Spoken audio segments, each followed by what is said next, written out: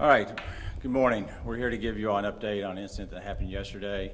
The 6th Division officers were dispatched to the 4100 block of Quiet Way on a shooting. Upon arrival, the officers located a female victim that was suffering from multiple gunshot wounds. EMS arrived, and unfortunately, they declared the female victim deceased on scene. With her was a 10-year-old child. He also suffered gunshot wounds, one to the hand and one to the shoulder. He is expected to make a full recovery. As interviews were being conducted with multiple parties, we were able to uncover the identity of the shooter, which was a Mr. Christopher Gordon, along with a description of the vehicle that he was driving.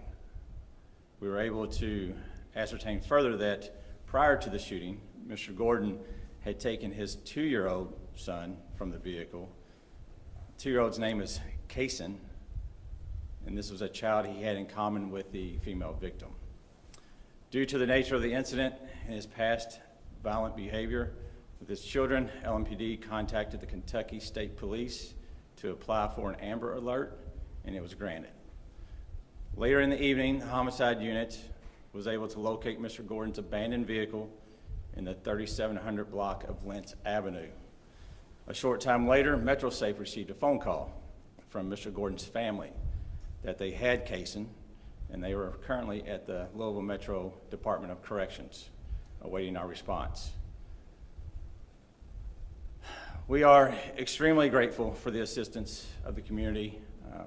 Without their help, this could have ended a lot worse.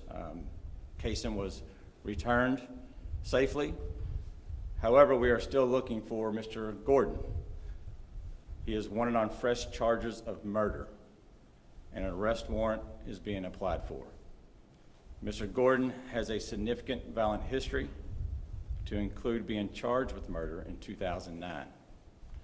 LMPD is again asking for assistance from the community in helping us locate and apprehend Mr. Gordon in order to provide relief and closure to all parties affected by this senseless tragedy. Please understand that this is an open investigation. We will certainly share what we can, but our information that we're going to release at this time is going to be limited. But with that, I will open it up to any questions you may have. Is he considered armed and dangerous? Yes. So if somebody out in the public sees him, do not approach him? Absolutely. Do not approach, call us, call 911. Just be a very good witness, right? And let us handle, approaching him at the proper time. Is his family cooperating? Yes. So I understand he was charged with murder in 2009. Do you know if he was on any form of probation or supervision during the time of this incident? I don't have any information on that. I do not know. Do you know if he had any open emergency protective orders against him? I don't know that either. Does he have a history of violence with the victim? I don't have his criminal history yet, but we will certainly get that. When you mentioned before, given his past, what kind of violent behavior has he exhibited outside of this murder charge in 2009? Yeah, I don't have that information either. I don't know the exact circumstances around that. I'm not going to speculate. Was the 10-year-old child involved in this incident that was also shot his child with the victim? That I don't know. Do we know? It was not.